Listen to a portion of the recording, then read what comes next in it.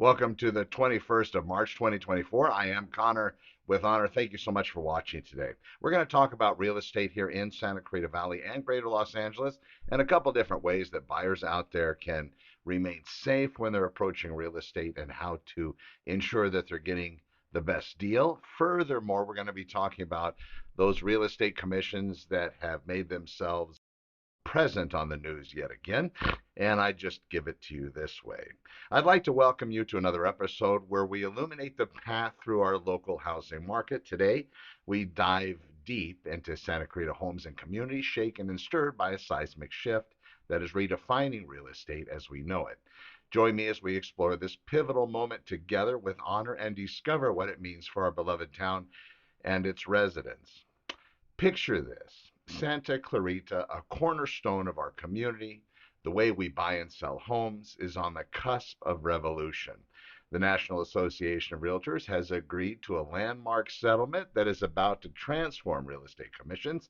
This isn't just a shift, it's a chance for us to lead the change, to adapt and thrive in a new era of real estate transactions right here in our hometown.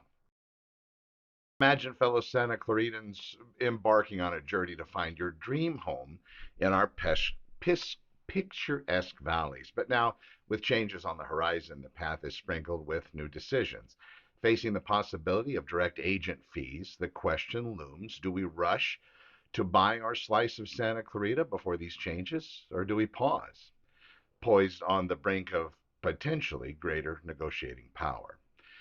Well, and to the sellers among us, ready to pass the torch of your cherished Santa Clarita home to another family, you're faced with a strategic dilemma. In our vibrant market, is it time to embrace the new way of selling or potentially save or strand firm, rooted in tradition? This moment is more than about just selling a home. It's about shaping the future of real estate in Santa Clarita. As spring unfolds, blanketing Santa Clarita in renewal and growth, our real estate market pulses with anticipation and uncertainty. Every buyer's hope, seller's decision, and agent's advice beats in rhythm with the heart of our community. Together, we're hiding and riding the waves of change, each of us playing a part in the evolving story of our home. This is our moment, Santa Clarita, a time to stand together with resolve and courage, guided by the light of knowledge and the strength of our community. As Connor with Honor, I'm here not just as your guide, but as your neighbor, committed to walking beside you through every twist and turn. Let's embrace these changes with open hearts and minds, ready to seize the opportunities that lie ahead for our town. As we close today's chapter on the evolving landscape of Santa Clarita real estate, let's carry forward the spirit of adaptation, unity, and honor. Change brings with it the promise of new horizons, and together we'll navigate this journey, making informed choices that enrich our lives and our community. This is Connor with Honor, your trusted ally in real estate and beyond, signing off. But the conversation doesn't end here, and up next, we will venture into the realm of personal transformation with Fat Torching Fasting 5 Focus Finale. That's a lot of F's. Stay with me, Santa Cruz. We continue to grow. I am Connor with Honor, over and out. All right, so let's change into the shared resilience from the word of real estate into personal health and well-being. Stick around for the Fat Torching Fasting 5 Focused Finale, where we'll dive into another kind of transportation, one that's just as impactful. Join me, Santa Clarita, as we embark on this journey of change together. Looking at the real estate world, what's happening here in Santa Clarita Valley gives us a glimpse into another very similar world where there always has been a sense of unsurety, and that happens to be the fitness and health world. People often wondering the best way to burn off body fat, the best way to diet. What has ended up happening to you if you happen to be fat or overweight? You have been eating a surplus of food. You've been eating too much food over a long period of time, or maybe a short period of time. Maybe you just finished college and you have the freshman 20 to the freshman. Now, I think in this generation, it's now the freshman 40. Let's say you're sitting there and you're like, oh my gosh, I got to torch off these 40 pounds, 50 pounds.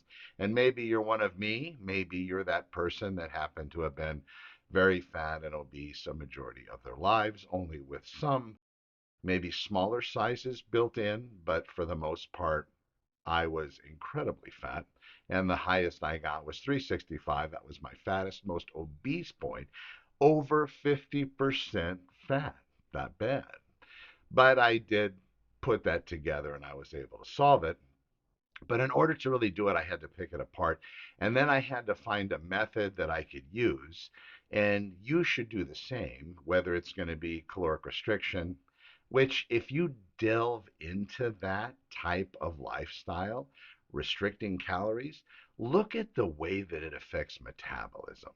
Just saying, if you're going to cut down your calories to 800 or 1,000 a day, look at what it does to your metabolism. And I know you're probably not going to go study your own metabolism, but look at the research papers that have been posted online talking about caloric restriction and metabolism reduction. Look into that. And then look into fasting. And that's where I was able to make a solid decision for myself. In fact, today I'm doing dry for the next 36 to 52 hours. It's going to depend. And the reason why I formulate my dry fast that way is I start the evening before bed. That's when I begin. That's when I start the dry fast. And then I continue the next day. Then I have another sleeping cycle, which makes it really easy. And typically during that sleeping cycle, I go through that ketosis event where I'm switching from burning glucose and sugar and carbohydrates for fuel over to the stored body fat. So, whatever it is, whatever method you adopt, then you're going to want to really get into it. And the reason why I say that is because a lot of times people go on a diet and they treat their diet like they've been treating their bodies for the past many years, where they're not giving it homage or respect when it comes to feeding it or not feeding it. So, when it comes to feeding it, folks, a lot of times we're putting things into our body that are realistically garbage. What's garbage look like? Potato chips look like garbage. Twinkies, I love them. They look like garbage. Donuts, garbage. White bread from the supermarket or wheat bread, garbage. Fruit, some of it that's been genetically modified to be much sweeter, have less fiber, less seeds, less trouble eating it, probably junk just because of the sugar content. The bread, because of the sugar content. Sugar, you'll notice some sugars impact differently depending on the type, but they're all somewhat toxic and very detrimental to the system in overabundance. You eat a lot of sugar, and sugar comes in forms, folks. It doesn't have to be in the bag. A lot of people I watch, a lot of the diet shows out there, the 600-pound life being one of my favorites.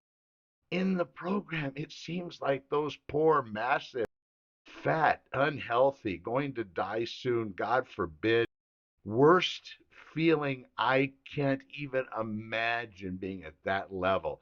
I already had a 65-inch waist at 365 pounds. Being bedridden and not moving. If you're watching this and that's you, before you consider gastric bypass surgery, look into not eating for periods of time. I understand it's difficult. Getting through not eating a next meal is pretty good. So let's say you were going to wake up in the morning and you gorge, whatever, because you're massively fat and you feel like you're stuck in this endless cycle of obesity and eating and feeding. Respect it. Respect the next time you eat. And if you choose not to, give it a few hours and then resume. You're probably going to be a lot more hungry than you normally are because you've abused yourself so long. You've been eating in a caloric surplus long enough to put enough fat on your body that it's become uncomfortable. And for some people, it has become crippling where you're unable to do just the basic tasks of life because of all the body fat you've laden on your system. Once you make that decision to jump out of it, which I did with fasting, because I found it actually increased metabolism when I did my research. I also found that it preserved the most muscle, which is important. But if you got a lot of fat to lose, to be frank, folks, I would just work out, do my best, and not pay attention to the muscle. And by working out, I don't mean going for, long runs, or if you do that, or long bike rides, or this long distance cardio. If you want to do something like that, go for a walk. Do yourselves a favor, put your shoes on and go for a walk. But as far as working out, lift weights, lift things, do resistance exercise, lift heavy things and put them down. That's where you should be. That is how you can continue to keep the muscle while you're fasting and torching it off. Now, here's what happens. You have people around you. They're going to tell you, gosh, Connor, you've tried this a million times. You've tried to drop fat. You've tried to lose weight. And in reality, absolutely 100% correct, because it did take me a long time to finally get what I'm telling you so I can have you implement it in your life. And what is that?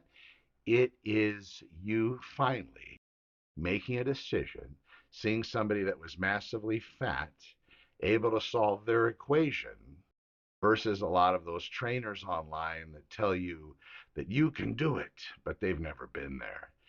I lied to myself a lot when I was really fat. I was that typical addict with food, and I was getting all I could, and I wasn't being honest about getting it. And to myself, I would make up excuses and reasons as to why I need it, but in actuality, I did not.